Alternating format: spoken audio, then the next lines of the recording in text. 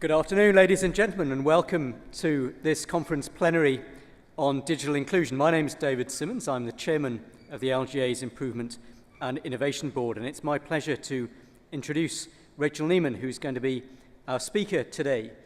We all recognise the challenges and opportunities that are presented by the government's publication of a new bill about the use of digital technology in public services. There will be an extensive debate, no doubt, about that. And I know, looking around the room, seeing so many colleagues from councils up and down the country, that from planning to potholes, the way we do adult social care, the way that we process payments, the changing world of technology is a huge, huge influence and a huge, huge opportunity.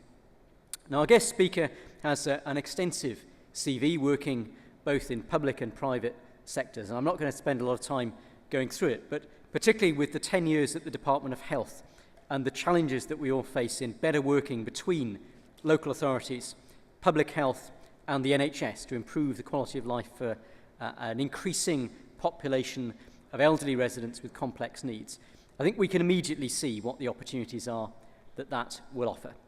She will be here to take some questions when she's finished her presentation.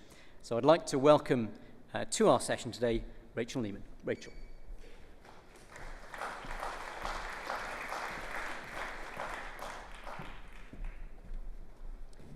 Thank you very much, David, and good afternoon, everybody. It's a great pleasure to be here today, so thank you very much for having me. I am Rachel Neaman, and until April, I was the Chief Executive of Go On UK, the digital skills charity chaired by Martha Lane Fox, with a mission to ensure that everyone had the basic digital skills they needed in today's digital world. On the 1st of April, Go On UK merged with Doteveryone, the organisation that Martha set up after her BBC Dimbleby lecture last year. I'm going to start by saying a few words about Doteveryone. So the UK today is not making the most of modern technologies. And as a result, many people are living lives that are less easy, less successful, and less rewarding than they could be.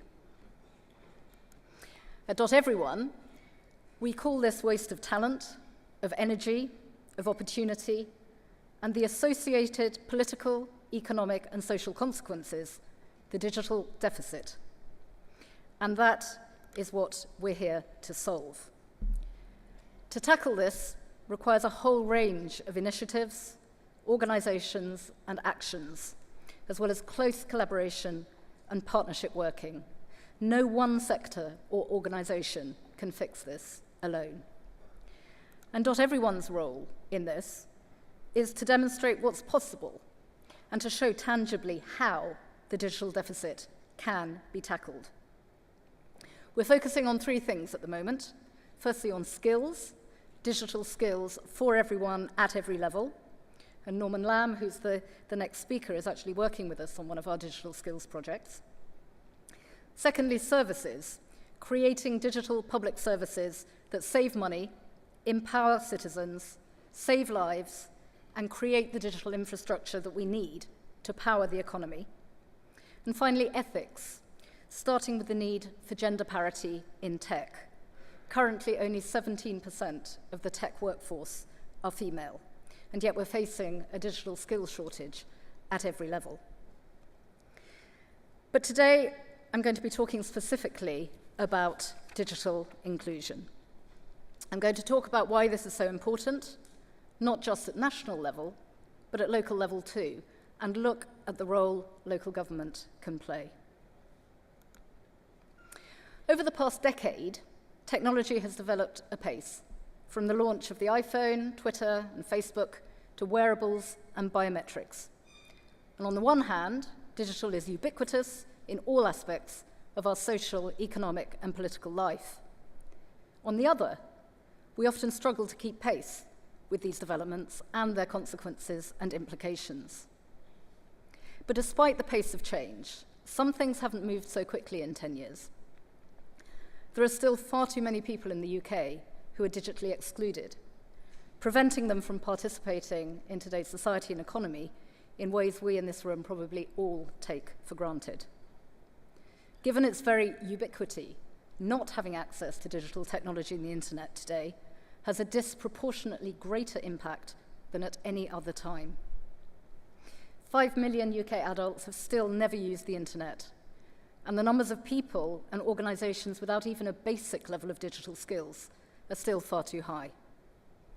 In broad terms, those most likely to be digitally excluded are older people, those from lower socioeconomic backgrounds, women, the long-term unemployed, those with lower educational attainment, people with long-term health problems, and disabled people.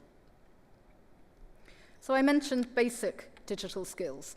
At Go On UK, we created a framework to describe these skills that covers 5 main categories.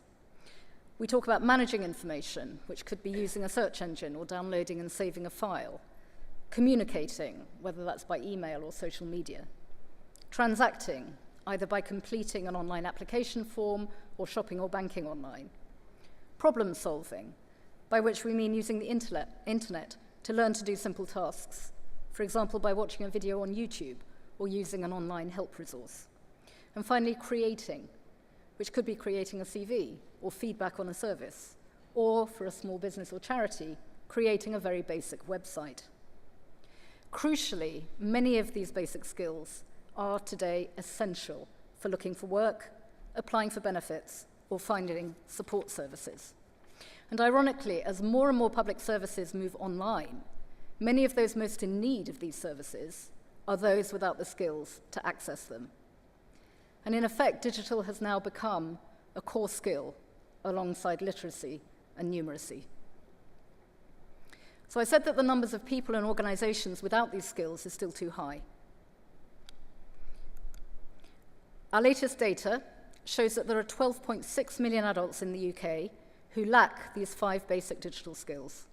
This is 23% of the adult population, or almost 1 in 4. We might assume that this only affects the elderly, but of these 12.6 million people, almost half are of working age. And in addition, 1.2 million small businesses and 58% of all charities lack these basic digital skills. So how do we create a northern powerhouse? How do we reignite our local economies if such a high proportion of the potential workforce cannot look for a job online? And if 90% of all jobs now require digital skills, how will these people do the job once they get one? We also assume that all young people are digital natives. And whilst young people may be expert at social media, the communicating element of our 5 digital skills, many are still unable to search for jobs online, to fill in an online application form, or to create a CV or a LinkedIn profile. In 2013, a report by O2 showed that only 20% of the technology jobs required by 2017, that's next year, would be suitable for the current generation of 16 to 25-year-olds. So if 4/5 of technology jobs are not suitable for our up-and-coming generation, our so-called digital natives, then the skills gap won't close anytime soon. So digital skills are much more than just IT training. Digital skills are truly transformational.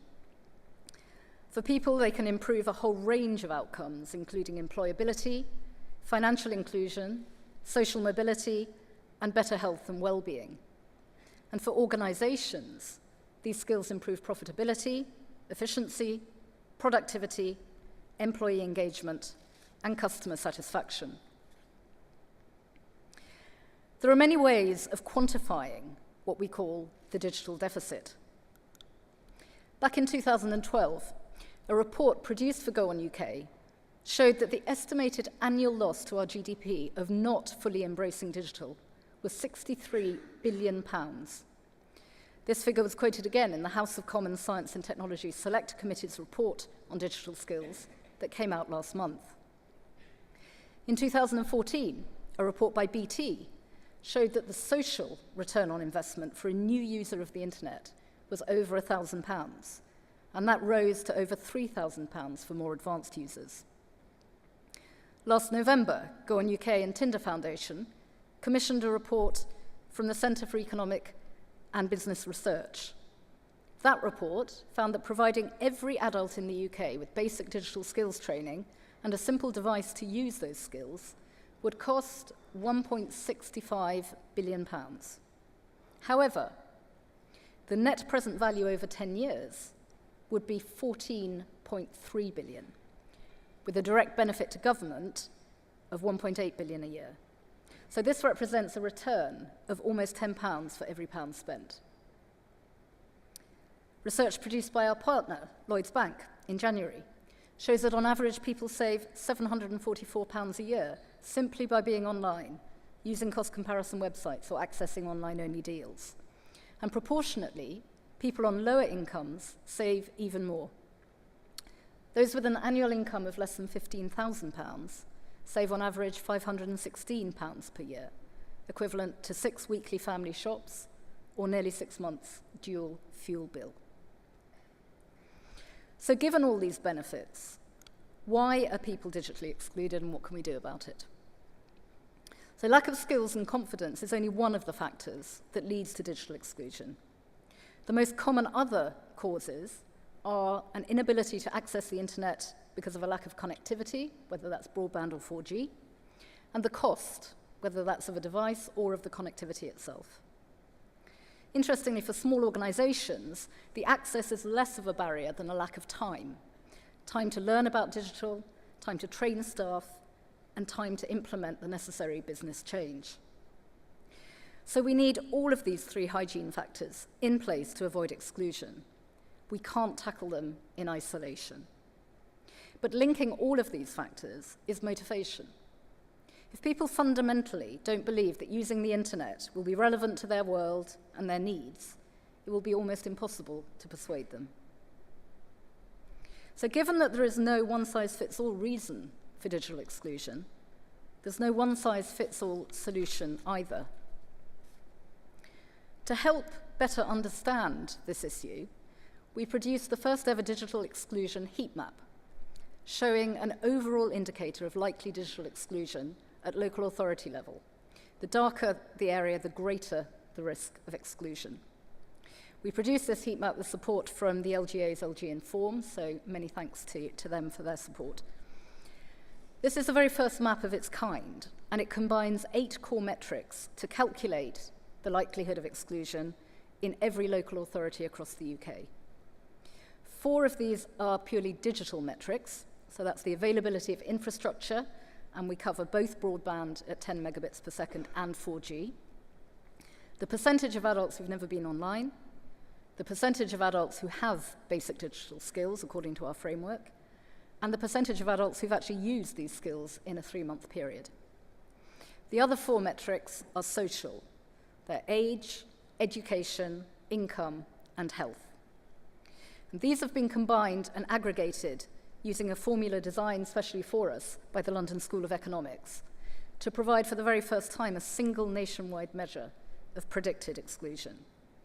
You can search the map by postcode, zoom into specific areas, and filter it by any of the individual 8 indicators, as well as seeing the overall combined effect of all 8. So that's the overall combined effect, is what you see on the screen at the moment.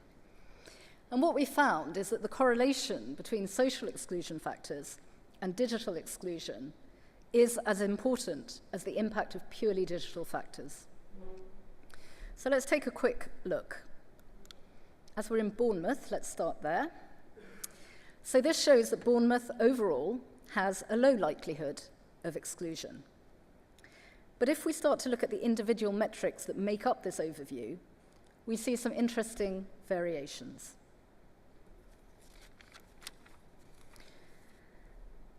The combined digital indicators look good. It shows that digital exclusion is unlikely. But the combined social indicators are less positive.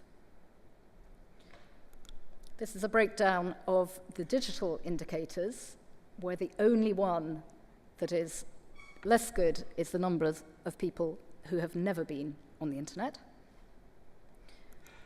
And here are the social indicators. So income scores the lowest overall, followed by health. So breaking down the overall picture into the 8 different indicators gives a far more nuanced result. And as the heat map shows, different areas will, of course, have very different issues. So the key point for local authorities is that to really help your local community, you need to fully understand which are the factors that are driving the likelihood of exclusion in order to be able to prioritize which ones to address.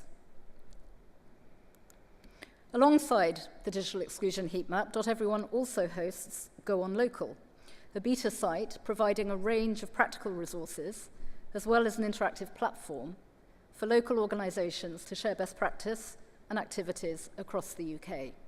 Hundreds of organisations are already using it.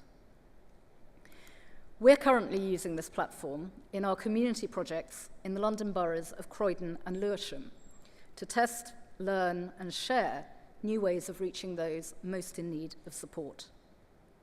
Our year-long Go On North East and Go On North West regional projects also highlighted how concerted cross-sector effort across a whole region can dramatically increase levels of digital skills.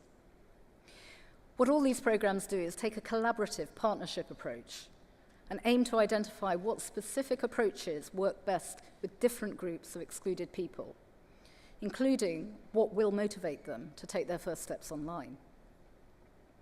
We don't want to reinvent the wheel here. Instead, we want to show what's possible through collaboration, partnership, and innovation, so that these approaches can be scaled right across the UK and have real impact.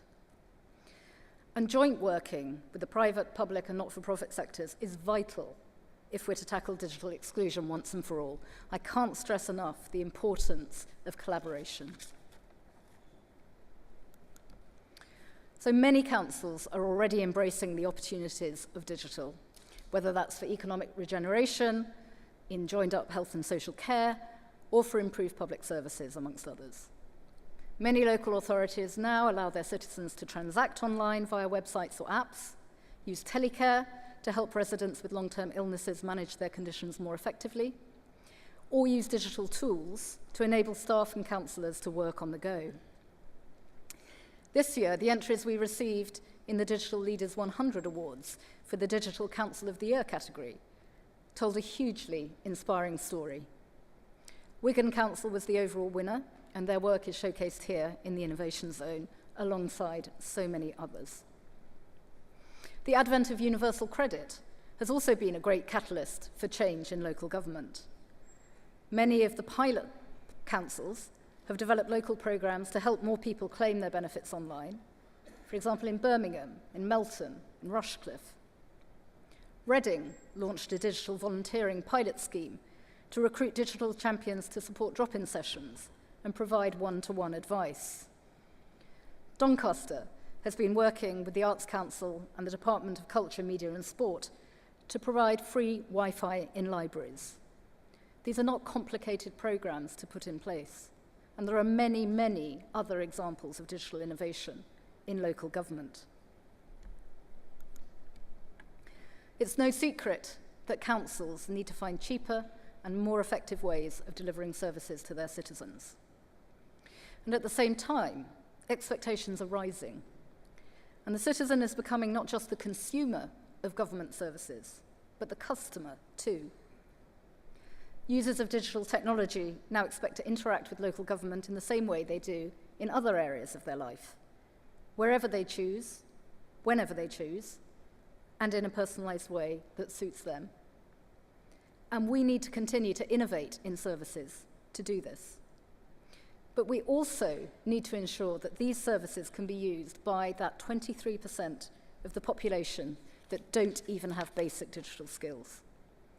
So going digital by default is not enough.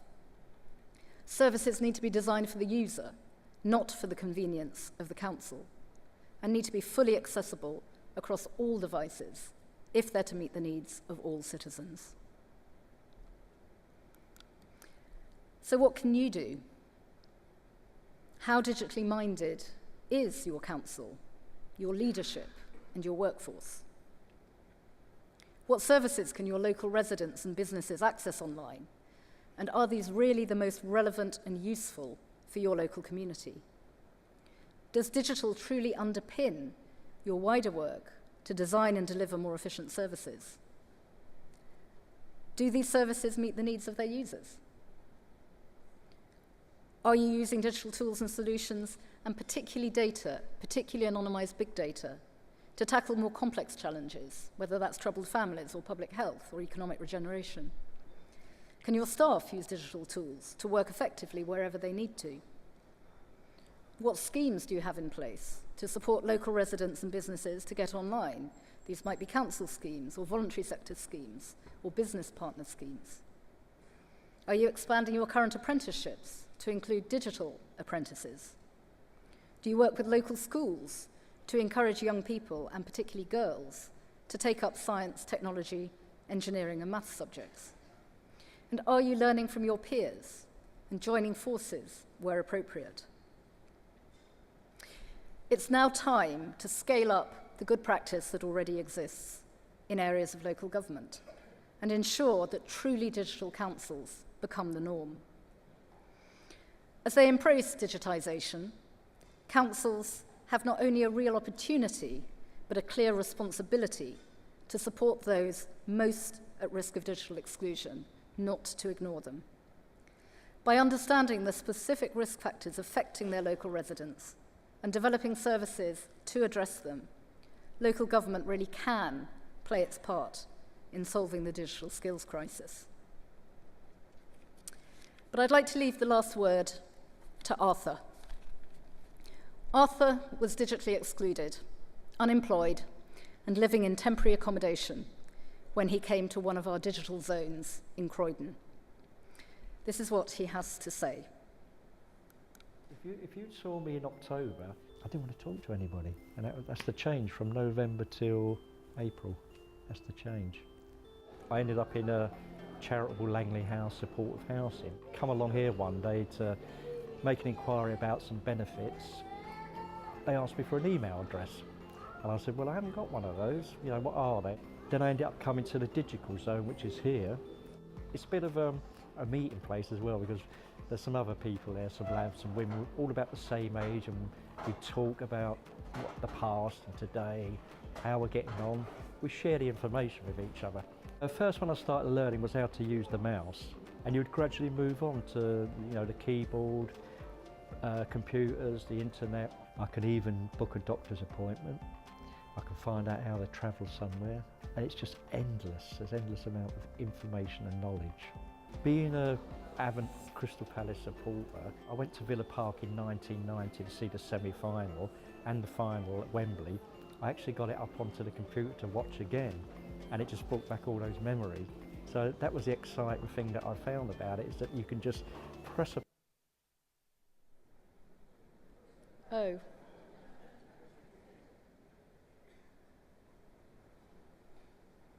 Can we get the rest of the video?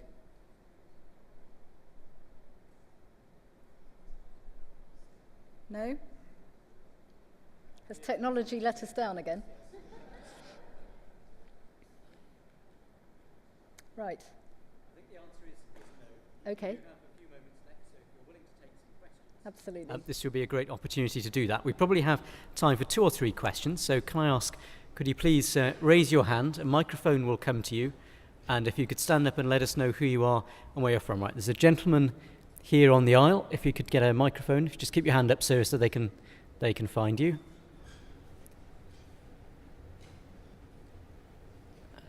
Hi, thanks very much. Vince Maple from Medway, and a member of the People and Places Board on the LGA, which have been looking at kind of broadband for the last year. And I'm grateful for that map going down to postcode area, because certainly Medway is not unique that we've got residents really happy that they've got 4G, but in other parts of the same council area, you can't even get a mobile phone signal, let alone anything else. So I think that's a really powerful tool, so thank you very much for that. I guess the other thing I wanted to flag up briefly is the issue of getting in there with young people. I've got a real concern. We had a situation in Medway and Kent where we had a youth crime commissioner, and she was sacked within a matter of days because of her history on social media. Yeah, I remember that. So whether you think there's a challenge, I've got this fear that in 10 years' time we're going to see a sea of employers going, actually, look what you did 10 years ago on social media, we're not employing you. So what do you think we can do as a local government family to try and encourage schools and other places to make sure that people at a very young age are making sure they're being sensible on social media? I think that's a great question. I mean, it is one of the things that any of us who are parents worry hugely about. I tell my kids to Google themselves quite regularly because goodness knows what's out there. I think schools have a huge responsibility to increase awareness and education about the appropriateness of social media and what you put out there, because it is now the way young people communicate. It's not going to go away, so we need to be absolutely on the front foot about explaining that firstly, it doesn't go away, it's always out there and anyone can see it, and secondly, that it's something that is public, because I think that's the thing that young people forget. They think they're simply talking to their friends, and they forget that this is public. So I think there needs to be a whole change of curriculum, to be quite honest, in schools, in terms of the appropriateness, and again, the ethics, if you like, of the internet and how to use it. Because it's not enough just to understand the mechanics. It's not enough to be able to do fantastic things on your iPad or whatever. What you need to understand is whether those are the right and appropriate things to be doing in certain situations. And that's what we're finding is really missing. We have time for one more question. There's a gentleman up there. Microphone's coming to you. Yes, thank you. Sandy Martin, Suffolk County Council. I was horrified to see Suffolk as one of the most digitally excluded counties, shining out in amongst a sea of other more enlightened counties. This is a real problem because we have been talking in Suffolk for years about how we can do better with digital inclusion. And is it possible to find out what the problem is? Because if we don't know what the problem is, it's going to be very difficult to solve it. Thank you. Rachel? Absolutely. Well, I think that's one of the things as we're trying to do with our heat map, is to help you to see, actually, is this because there's a problem with connectivity, or is it because you have a problem that there are social issues that are affecting the issues? So on one hand, if you start to look at all those 8 things, that will give you a little bit of a picture. But I think there is no shortcut to this. This is about understanding your local community, and I think really there is no shortcut to holding focus groups, to talking to people, to understanding what is preventing people from doing this. And is it a fear? Is it a confidence thing? Is it a motivation thing? Is it that people feel, why should I do this? It's not important for me. I've lived X number of years without it. Why should I start now? Is it that people are afraid of scams or of identity theft or whatever it might be? There is no single reason. The only thing we can do is really to understand what's affecting the local community. So whether you do that through local community groups, you do that in local libraries, you do that through organisations like the UK Online Centres, there is no shortcut to actually really, really getting under the skin of the issues in your local area. Rachel, thank you very much indeed for both a very interesting presentation and for taking those questions. Clearly the debate is going to continue, but it's time for us to make way for the next session. So before we do that, please can I ask you to show our appreciation for Rachel Neaman in the usual way. Thank you very much.